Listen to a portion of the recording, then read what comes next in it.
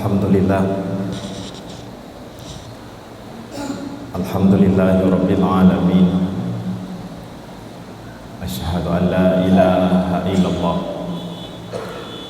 wahdahu la syarikalah wa asyhadu anna Muhammadan abduhu wa rasuluh. Allahumma shalli wa sallim ala sayyidina Muhammad wa ala alihi wa sahbihi ajma'in, amma ba'd. Hadirin kaum muslimin sidang jamaah Jumat yang dirahmati oleh Allah Subhanahu wa taala. Sebagai langkah yang pertama, marilah sama-sama kita selalu memanjatkan puji dan syukur kehadirat Allah Subhanahu wa taala, yang mana oleh Allah sampai saat ini Allah masih cinta kepada kita dengan cara Allah beri izin kita hidup di tahun 2021 hingga pada hari yang berbahagia ini.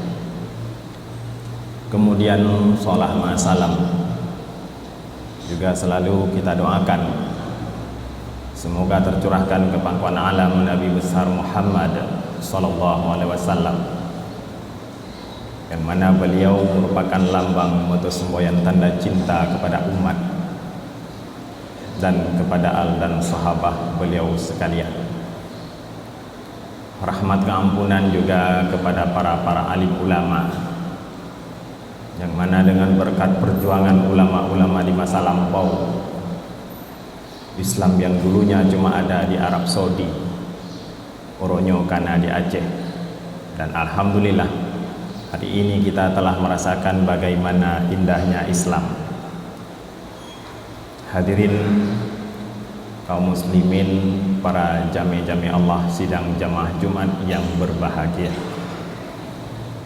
yang kami muliakan Abu Imam Masjid, yang kami muliakan para guru-guru kami, para alim ulama, tokoh masyarakat, dan yang kami hormati kepada seluruh jamaah Jumat yang berbahagia. Negara Kesatuan Republik Indonesia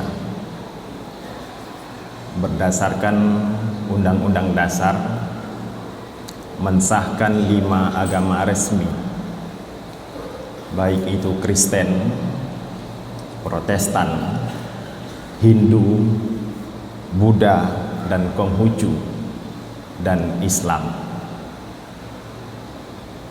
Secara mayoritas warga negara Indonesia beragama Muslim.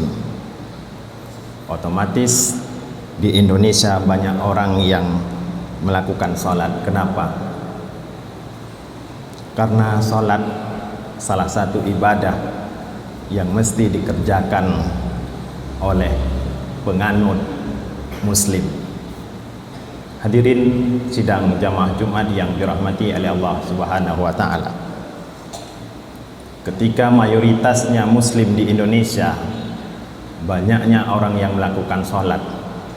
Kenapa? Karena di setiap ibadah yang Allah wajibkan mempunyai maqasid ataupun tujuan masing-masing. Apakah itu haji ataupun puasa, yang maqasid ataupun tujuan daripada ibadah tersebut adalah la'allakum tattaqun, konteks Al-Quran, supaya kita benar-benar menjadi hamba yang bertakwa.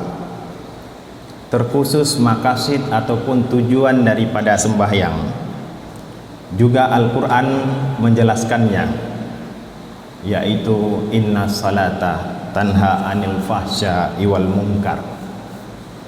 Salat itu dapat mencegahkan diri kita daripada perbuatan keji dan mungkar.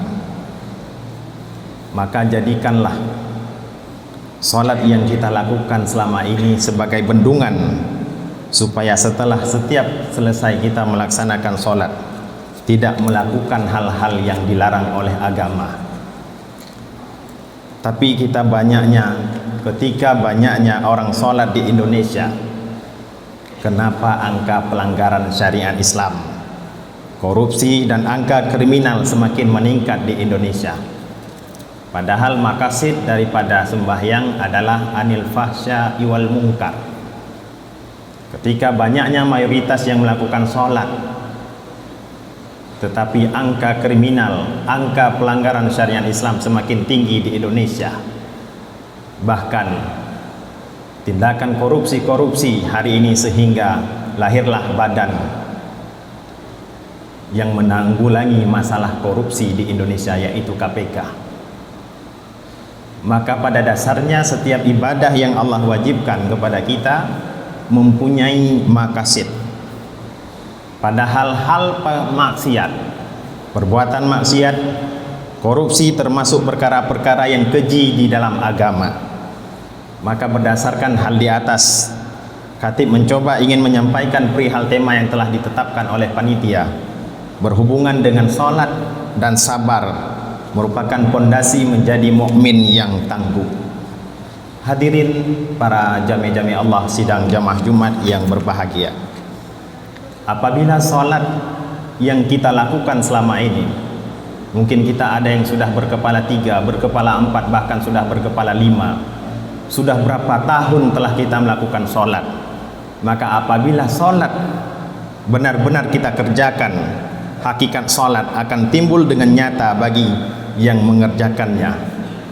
Maka seorang waliullah, Syekh Ibnu Athaillah Al-Askandari, di dalam kalam hikmah beliau disebutkan, as-salatu tuhratun liqulubi min adnasil dzunub wastiftahu libabil ghuyub. Salat itu dapat mensucikan untuk semua hati manusia dari segala kotoran-kotoran dosa dan membukakan baginya pintu yang tersembunyi dari arti kata, mensucikan sifat yang menjauhkan hati dari Allah Subhanahu wa taala dengan segala kebesaran-kebesarannya.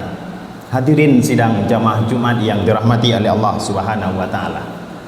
Maka poin yang pertama yang harus digarisbawahi adalah salat yang selama ini kita lakukan sudah berpuluh-puluhan tahun, apakah sudah memenuhi standar syariat? Naumu kalimah tahun, takoh masa balik, sudah berapa kira-kira? Salat yang kita lakukan selama ini sudah memenuhi standar syariat ataupun belum? Seandainya belum memenuhi standar syariat, maka ini tugas pokok kita untuk memperbaiki dengan cara benar tabut.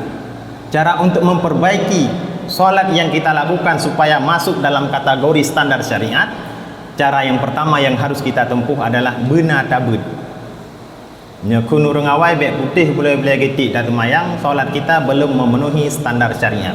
Maka caranya adalah benar tabut. Hadirin sidang jamaah Jumat yang dirahmati oleh Allah Subhanahu wa taala.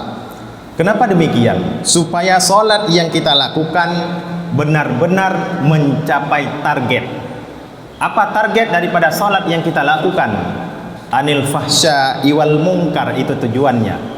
Dapat mencegahkan diri kita daripada perbuatan keji dan mungkar. Kenapa demikian? Karena ada timbul pertanyaan. Ladom ureng cukup 3 ke temayang. Masjid awai gak nyantruh dengan tungku imum. Haji karap tiptun gejak. Masjid rap taboh siro ke pegat. Tapi masalahnya but maksid hanjit getinggalkan, artinya but maksid hana kendu. Pengharum cukup 3 ke paju. Wate uro hana geken ke gop 3 hana mangan aso. Nyan pakipran. Ini timbul tanda tanya. Maka di awal saya katakan, kenapa ketika banyaknya orang yang melakukan solat yang pada dasarnya maqasid daripada salat anil fahsya wal munkar, tapi realita hari ini terjadi, kenapa angka kriminal, angka pelanggaran syariat Islam semakin tinggi, terkhususnya di Indonesia? Hadirin sidang jamaah Jumat yang dirahmati oleh Allah Subhanahu wa taala. Teori Al-Qur'an sudah benar. Maka perlu ditanyakan kembali, apakah salat yang kita lakukan selama ini sudah benar ataupun tidak? Teori Al-Quran itu sudah benar, tapi pertanyaannya, solat yang beliau lakukan, yang kita lakukan, apakah sudah memenuhi standar syariat ataupun belum? Maka Imam Al-Ghazali di dalam kitab Ihya Nabi solusi kepada kitanya supaya solat yang kita lakukan selama ini, ubena semayang yang kata pubut selamanya supaya memenuhi standar syariat. Beliau memberikan dua solusi kepada kita. Solusi yang pertama yang diajarkan oleh Imam Al-Ghazali adalah kenali siapa yang akan kita sembah. Yang pertama, solusi yang pertama adalah kenali siapa yang akan kita sembah. Dalam halnya wajib mereno ilmu tauhid, yaitu ilmu tentang keesaan Tuhan. Menyekata turi Allah, sungguhan mungkin oleh talaki ampun tak pubut salah kembali. Tip lih temayang talaki ampun, Rabbighfirli, baca salah satu bacaan yang ada di dalam solat. Rabbighfirli, ya Allah ni pun ampun lo. Karena akibat daripada efek daripada Rabbighfirli yang kita ucapkan selama ini tidak khusyuk, tidak mengenal yang hakikatnya Tuhan, sehingga lih talaki ampun, lih temayang tak pubut but. Kadang-kadang yang patut, yang tidak patut kita teken, kadang-kadang kita teken, padahal baru selesai solat. Maka oleh para ulama ini wajib mereno ilmu tauhid. Kenapa? Karena ingin mengenal sesuatu yang kita sembah, yaitu Allah Subhanahu wa Ta'ala. Hadirin sidang jamaah Jumat yang dirahmati oleh Allah Subhanahu wa Ta'ala, maka sangat penting ini tentang ketuhanan. Sejauh mana kita telah mengakui, mengimani tentang ketuhanan Allah Subhanahu wa Ta'ala. Maka dalam diskusi ILC di TV One, seorang Profesor Salim Assegaf mengatakan, kenapa Brunei Darussalam bisa maju? Korea Utara kenapa sampai hari ini mereka bisa maju? Karena Korea Utara takut dengan Korea Selatan ataupun sebaliknya. Kenapa Malaysia, Singapura hari ini bisa maju? Karena mereka ada yang ditakutin. Tapi nyata-nyatanya kenapa Indonesia sampai saat ini Indonesia tak maju-maju? Orang Indonesia jangankan kepada pemimpin, kepada Tuhan orang Indonesia tak takut. Maka apa yang kita ucapkan selama ini, Rabbighfirli, ya Allah ni ampun, seolah-olah kadang-kadang kena orang Aceh ulo-ulo. Lih laki maaf pubut lom. Maka pentingnya maqasid daripada salat anil fahsya'i wal munkar, untuk mengenal Tuhan yang kita sembah selama ini. Maka oleh para ulama ini wajib kepada kitanya untuk mereno ilmu tauhid. Saya teringat satu cerita ketika kawan-kawan di satu praksi di DPRK Kota Langsa kunjungan kerja ke Bali.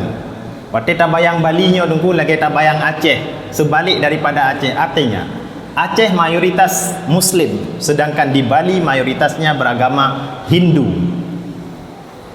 Ketika sampai kawan-kawan satu praksi di DPRK Langsa ketika itu 2 tahun yang lalu, sesampai mereka pulang ke sana menceritakan kepada saya, singkat cerita, pidatolah wali kota yang ada di kota Bali itu beragama Hindu. Wali kota urang Hindu, wali kota beragama Hindu. Singkat cerita, berpidatolah sambutan wali kota itu kepada para jamaah, bapak-bapak undangan sekalian. Semasa saya memimpin daerah saya ini, provinsi saya ini, pejabat bawahan saya dalam lingkungan pemerintahan saya, jangankan ditangkap sama KPK, diperiksa sama KPK pun tidak ada sampai saat ini. Dan apa yang saya programkan, apa yang saya kampanyekan ketika saya mencalonkan menjadi wali kota ketika itu, 99% hari ini sudah tercapai. Kemudian salah satu kepala dinas yang didampingi DPRK ketika itu bertanya setelah kopi break, kenapa Bapak bisa melakukan semua ini? Padahal anggaran APBK Bapak sama seperti anggaran APBK Kota Langsa ketika itu. Wali kota itu menjawab spontan, terkejut para tamu undangan ketika itu. Kenapa saya bisa melakukan demikian? Karena kami di sini takut kepada Tuhan kami. Karena kami di sini takut kepada Tuhan kami. Maka jangan heran ketika perayaan Nyepi di Bali Mutaboh Honda hancur lewat. Jangankan kereta di jalan raya, bandara bisa ditutup ketika perayaan Nyepi di Bali. Begitu khidmatnya mereka bertuhan kepada Tuhan mereka. Kita orang Islam hari ini yang mempunyai Tuhan yang sebenarnya Tuhan, tapi sejauh mana ketaatan kita, ketakutan kita kepada Allah Subhanahu wa Ta'ala, sehingga kita terjadi hari ini pelanggaran syariat Islam. Judi menjudi di khalayak ramai, orang yang retuh meja kedai kopi transaksi judi. Bukan takut kepada dinas syariat Islam, tapi hari ini Allah bisa melihat kelakuan kita selama ini.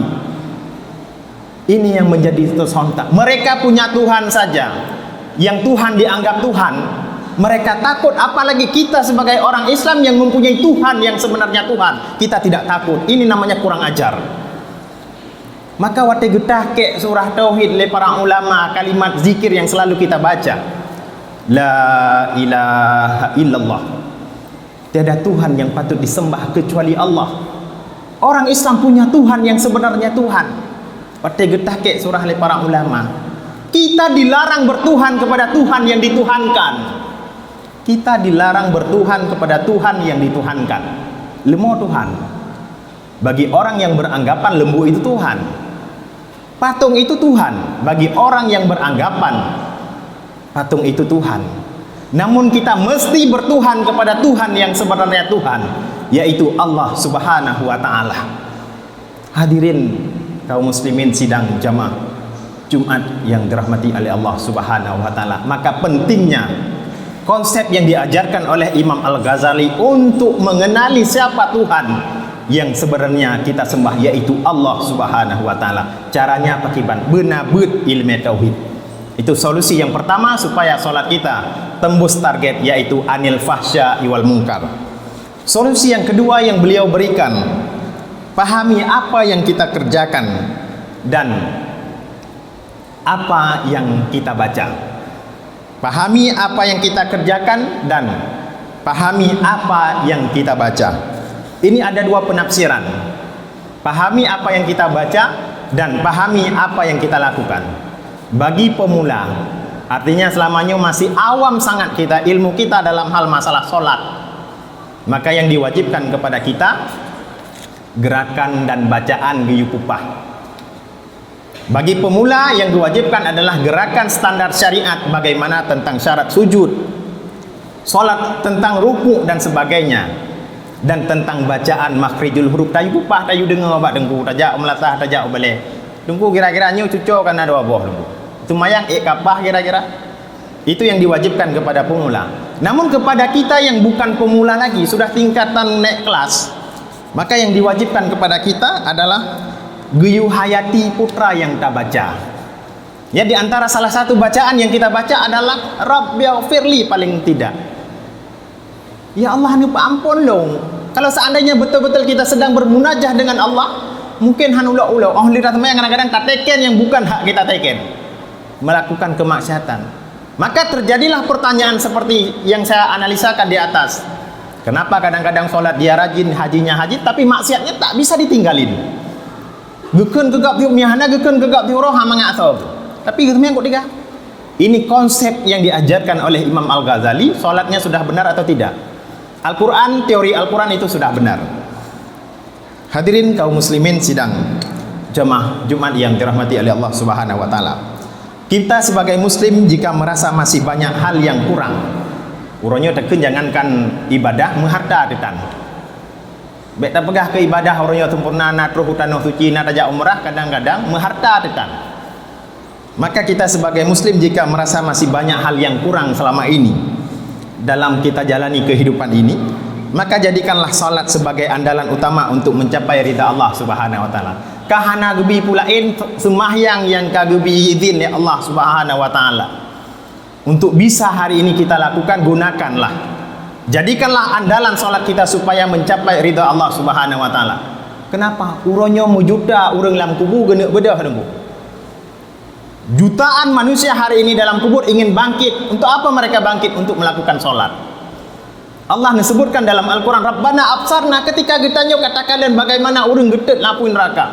Wa sami'na, dan kita telah mendengar bagaimana geriuhnya api neraka. farji'na, balikkan kami ya Allah, nupuwa kamu dalam dunia.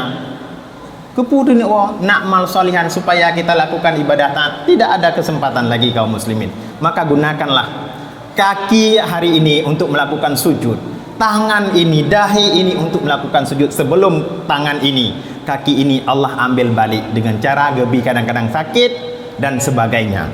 Hadirin sidang jamaah Jumat yang dirahmati oleh Allah Subhanahu wa taala.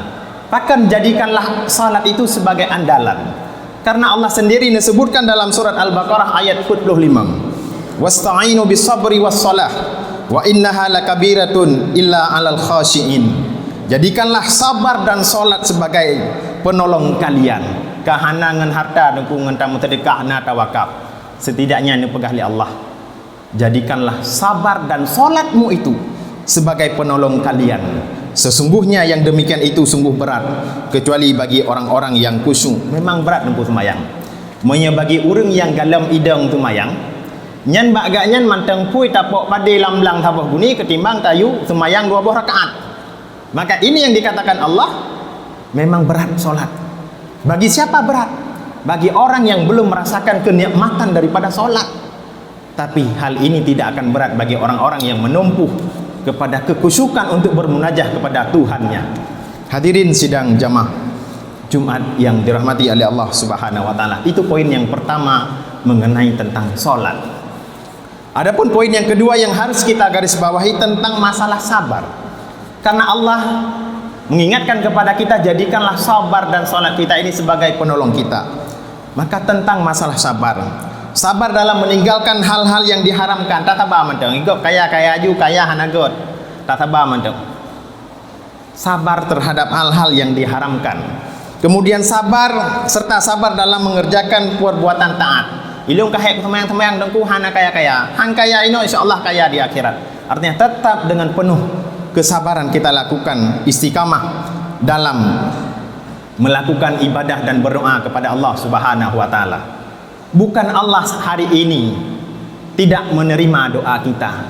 Adakala Allah mungkin saja sedang asik mendengar doa kita. Maka sebuah tamsilan menau. Nah urang hangetem ibadah li gara-gara Allah hanya terima henget gak nyan tanpa oronyo. Sehingga hangetem ibadah li, hangetem doa li. Ini sebagai ilustrasi. Adakala Allah Ta'ala hari ini sedang asik mendengar doa orang tersebut. Dumna batas sabar. Saya buat satu dalam penulisan gambaran.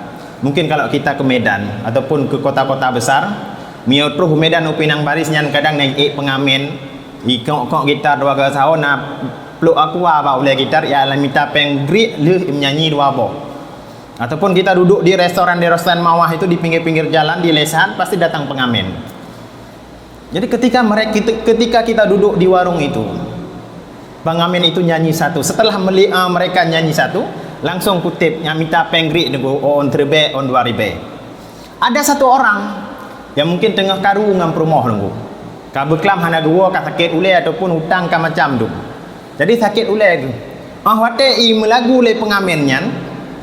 Beliau menikmati nyanyian walaupun ipeh ngam plok nem nunggu. Menikmati nyanyiannya. Wate i tun plok nyanyi laki peng 2000 hana gijuk ule. Putra gekun.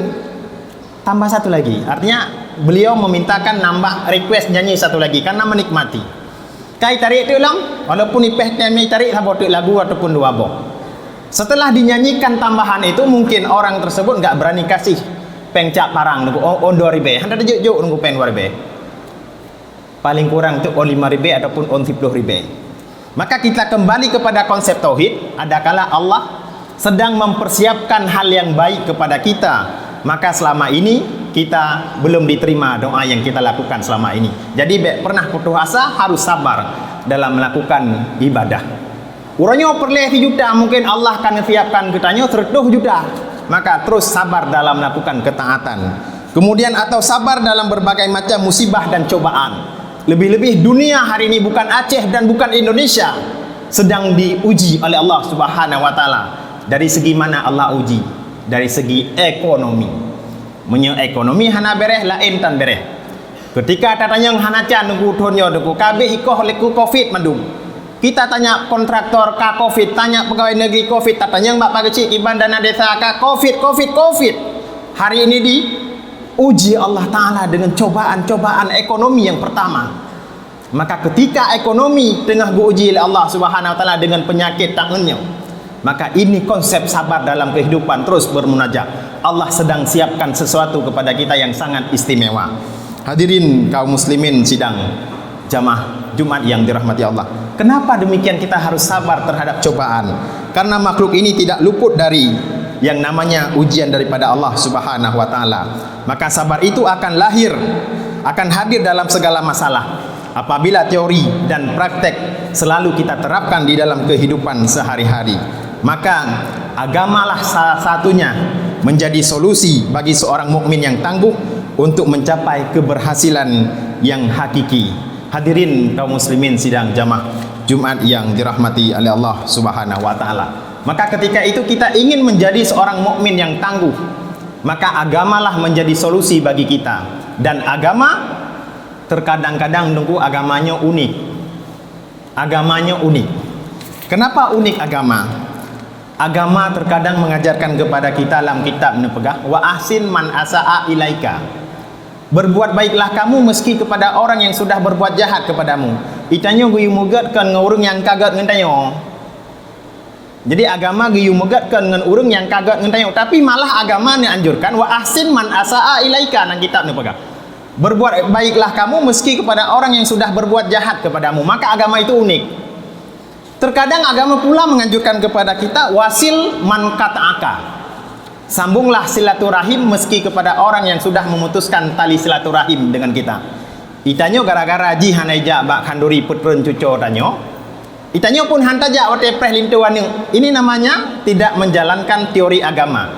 Padahal agama menganjurkan wasil man kata'aka. Sambunglah silaturahim meski kepada orang yang sudah memutuskan tali silaturahim itu dengan kita. Karena mungkin gara-gara ji hanaija bak putren cuco tanyo, tapi tanyo tetap saja wate preh lintuan. Mungkin tinggal je ke pelajaran dum ji hanaija hana taja orang nanti acara ji, maka tanyo orang pah taja. Inilah ingin mengeratkan konsep silaturahmi. Kenapa? Karena hidup kita ini harus didikte oleh Allah, jangan didikte oleh hukum lingkungan. Maka udep kita sebagai mukmin harus semata-mata Allah yang mendikte, jangan hukum sosial. Kenapa demikian? Karena Rasul sudah jauh-jauh hari mengingatkan kepada kita dalam sebuah hadis yang sahih riwayat Imam At-Tirmizi. La takunu im'atan. Kamu ini jangan jadi orang yang mudah diombang-ambing oleh lingkungan sekeliling kamu. Mi bahasa Aceh bek mudah dipucuh-cuh legop tunggu. Tanya udipnya bek mudah dipucuh-cuh legop. Kalau bahasa apinya kita ini hidup jangan mudah terprovokasi dengan berita-berita hoak. Karena orangnya terjadi fitnah memfitnahkan dengan abah, tapi dengan anak jarong. Maka Nabi neken takulu sehingga kamu mengatakan in ahsan nasu ahsanna. Jika dia berbuat baik kepadaku, maka aku akan berbaik kepadanya. Wa in zalamna, seandainya dia berbuat jahat kepadaku, maka aku akan berbuat jahat kepadanya. 3 itu nak katanya, 5 tak kena keji. Ini konsep didikte oleh lingkungan sosial. Maka ini yang menjadi harapan kita sebagai mukmin yang tangguh dengan cara sabar dan salat sebagai pondasi dalam kehidupan sehari-hari. Amin amin ya rabbal alamin. Alhamdulillah.